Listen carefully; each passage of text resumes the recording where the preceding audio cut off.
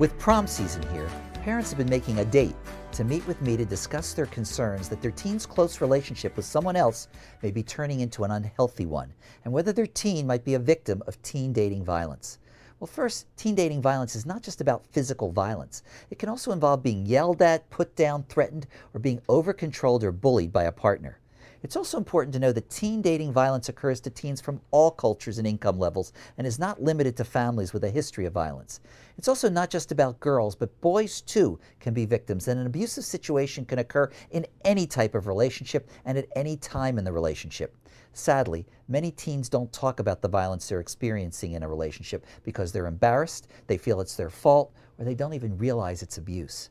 They worry they'll be forced to break up by their parents when they still think they can fix the situation, although that rarely occurs, or that they'll be left alone without friends.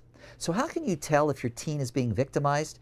You may see their grades start to go down. They appear more anxious or depressed. Some may have bruises or scratches that are not easily explained. They're having trouble eating or sleeping, or turn to tobacco, alcohol, and other risk-taking drugs. What can parents do?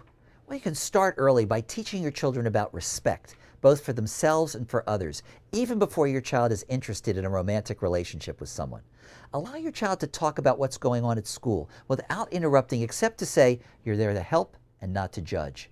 Focus on your child's safety and self-esteem.